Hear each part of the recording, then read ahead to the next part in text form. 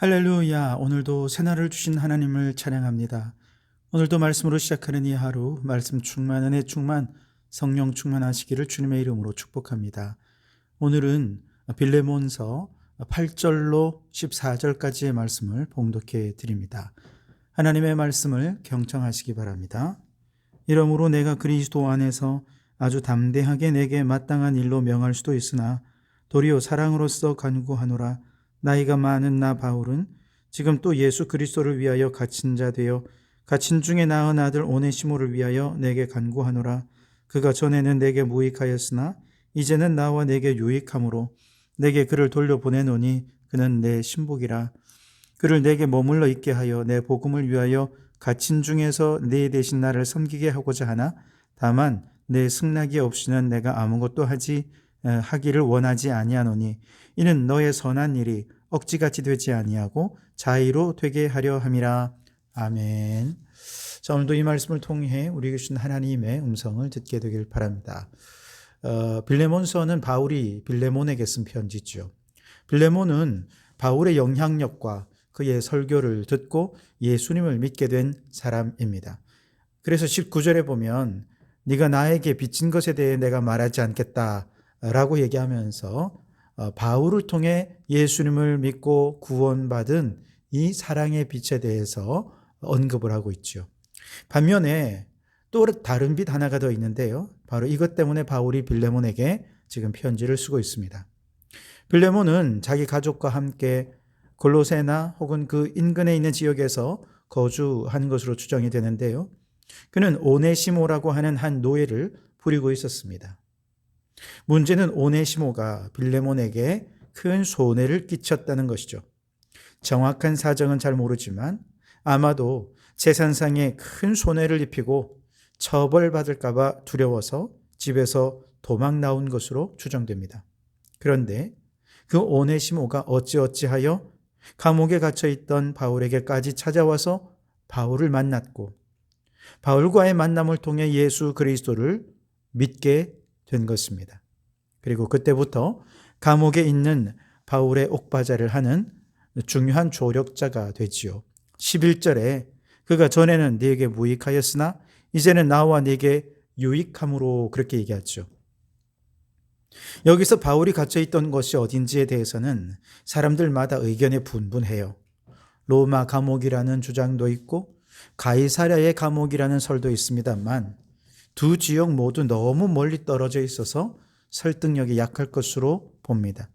22절에 보면 오직 너는 나를 위하여 숙소를 마련하라. 너희 기도로 내가 너희에게 나아갈 수 있기를 바라노라. 그렇게 얘기했는데 아마도 이제 금방 감옥에서 풀려날 것으로 예상이 되어서 곧 방문할 테니 숙소를 준비하라 라고 이야기할 정도로 가까운 거리로 여겨진다는 거죠. 근데 로마나 가이사랴는 너무 멀어서 이런 문맥과는 맞지 않다고 생각을 합니다. 그래서 요즘에는 아마도 에베소의 감옥이 아니었을까라고 주장하는 사람들이 많이 생겨납니다. 골로새와 에베소 사이는 약 180km 정도 떨어져 있기 때문에 미리 숙소를 준비해 두면 감옥에서 풀려난 다음에 곧바로 들어가 숙소에서 묵을 수도 있을 정도가 된다고 생각을 하기 때문입니다. 어찌되었든 바울은 감옥에서 만난 오네시모를 회심시켰고 그를 통해 또 많은 도움을 받게 되면서 이제 그를 참 사랑하게 되었는데요. 얼마나 그를 아끼고 사랑했던지 10절에 보시면 갇힌 중에 낳은 아들 오네시모라고 표현했습니다. 12절에는 그는 내 신복이라 라고 얘기했는데 이 신복이라는 말의 헬라어 원어는 심장이라는 뜻입니다. 얼마나 그를 아꼈으면 내 심장 같은 존재라고 얘기한 것이죠. 이렇게 회심한 오네시모를 바울은 계속해서 자신의 조력자로 섬기게 하고 싶지만 주인인 빌레몬의 허락이 필요했기에 바울은 이 빌레몬서를 써서 그가 자신을 섬기도록 허락해달라고 요청을 합니다. 13절에 보시면 그를 내게 머물러 있게 하여 내 복음을 위하여 갇힌 중에서 네 대신 나를 섬기게 하고자 하나 다만 내 승낙이 없이는 내가 아무것도 하기를 원하지 아니하노니 이는 너의 선한 일이 억지같이 되지 아니하고 자의로 되게 하려 함이라 그랬습니다. 사실 빌레몬이 영적으로 바울을 통해 예수님을 믿게 되었고 큰 사랑의 빛을 졌기 때문에 얼마든지 영적인 권위로 빌레몬에게 오네시모를 나의 조력자로 삼겠다 통보만 해도 문제가 될 건 없었을 겁니다. 얼마든지 빌레몬은 그렇게 하라 했을 거예요. 하지만 바울은 빌레몬을 존중해서 그의 허락을 구하면서 이 결정이 억지로가 아니라 기쁜 마음으로 자의로 행한 결정이 되도록 하기 위해서 편지를 써서 오네시모의 손에 들려 그를 빌레몬에게 보낸 것이었습니다. 하지만 서두에 말씀드린 것처럼 오네시모가 빌레몬의 집에서 재산상의 손해를 끼치고 빚진 것이 있다 말씀드리지 않았습니까? 그래서 바울은 그 빚을 내가 갚아주겠다. 그러니 오네시모를 자신의 조력자로 일하게 해달라 이렇게 요청을 합니다. 18절 19절에 그가 만일 네게 불의를 하였거나 내게 빚진 것이 있으면 그것을 내 앞으로 계산하라. 나 바울이 친필로 쓰노니 내가 갚으려니와 내가 이 외에 내 자신이 내게 빚진 것은 내가 말하지 아니하노라 그랬습니다. 이 편지를 받고 빌레몬이 과연 오네시모가 바울의 조력자가 되도록 허락해 주었을까? 성경은 이야기하지 않으니 알 수 없지만 21절에 보면 바울은 이렇게 이야기합니다. 나는 내가 순종할 것을 확신함으로 내게 썼노니 내가 말한 것보다 더 행할 줄을 아노라 그랬습니다. 그만큼 두 사람 사이에 신뢰가 형성이 되어 있었기 때문에 내가 이런 부탁을 하면 그 부탁한 것보다 훨씬 더 많은 일들을 행할 사람이 빌레몬이고 그러니 틀림없이 빌레몬이 오네시모를 허락해 주었을 것입니다. 자, 이런 내용인데요. 이런 빌레몬서의 내용을 통해 우리가 얻을 수 있는 몇 가지 영적 교훈이 있습니다. 첫째로 사람은 예수님을 만나면 누구나 변화될 수 있다는 것입니다. 오네시모는 범죄한 이후 도주한 사람입니다. 그것도 주인에게 큰 손해를 끼친 사람이죠. 그런데 책임도 지지 않고 도망쳤다?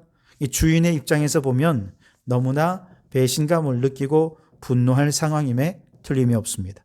그렇게 불의한 일을 한 오네시모이지만 예수님을 만나고 나니 그의 삶이 완전히 변화되었습니다.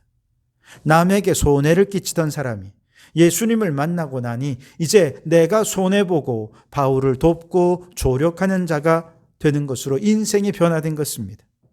그렇습니다. 예수님을 만나면 그 인생이 그렇게 변화됩니다. 변화되지 않을 사람이 아무도 없습니다. 예수님은 어떤 악한 자라도 하나님 나라 백성으로 변화시켜서 새 삶을 살아가게 하시는 분이신 줄 믿습니다. 바라기는 여러분 가정에, 여러분 주변에 예수님을 믿지 않고 예수님을 믿으나 삶이 변화되지 않는 모든 분들이 예수님을 인격적으로 만나고 변화된 역사가 나타나기를 주님의 이름으로 축복합니다. 둘째로 빌레몬서는 용서와 화해의 중요성에 대해 교훈을 합니다. 바울이 빌레몬에게 오네시모를 용서하고 받아들이라고 간곡히 부탁하죠. 오네시모 때문에 상처 입고 배신감에 분노했던 빌레몬으로서는 그를 용서하기 쉽지 않을 것입니다. 하지만 빌레몬이 누구보다 신뢰하는 바울이 화해와 용서의 중재자가 되어주니 화해와 용서가 그만큼 쉬워지게 된 것이죠. 마찬가지입니다. 우리에게는 가장 신뢰할 수 있는 화해와 용서의 중재자가 계시죠? 바로 예수 그리스도이십니다. 나를 위해 생명을 바치신 예수님께서 우리를 용서해 주셨고 예수님이 하나님과 우리 사이의 화해의 중재자가 되어 주셨듯 이제 우리와 원수된 많은 사람들을 주님께서 직접 화해의 중재자가 되어 주십니다. 주님이 중재하시며 용서하라, 화해하라 간곡히 부탁하실 때 우리가 어떻게 감히 예수님의 부탁을 거절할 수 있겠습니까? 그러므로 인간적으로는 받아들이기 쉽지 않다 하더라도 예수님이 중재자가 되셔서 용서와 화해를 부탁하실 때 우리는 예수님을 의지하여 상처와 배신을 넘어 화해와 용서를 실천하는 우리 성도들이 되실 수 있기를 바랍니다.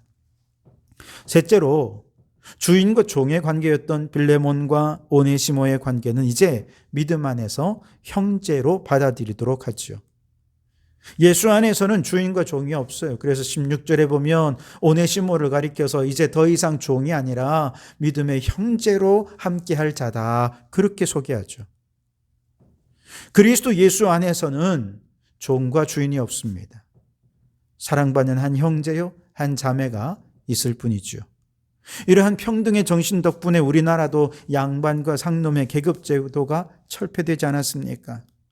하나님이 창조하신 소중한 한 생명으로 한 사람 한 사람을 인정하게 되니 이제는 피부 색깔이나 성별이나 장애나 빈부나 배움이나 이런 차이 때문에 사람을 차별하지 않게 되었던 것이죠. 예수님 시대에 도무지 하나 될 수 없었던 헬라인이나 유대인이 그렇게 원수 같던 두 부류가 예수 안에 들어오니까 한 형제요 자매가 되었던 것처럼 우리 그리스도인들에게는 차이는 있어도 차별은 허용될 수 없는 것입니다. 당시 로마 제국의 3분의 1이 노예였음을 고려하면 바울의 이 메시지는 굉장히 급진적인 메시지였음에 틀림이 없습니다.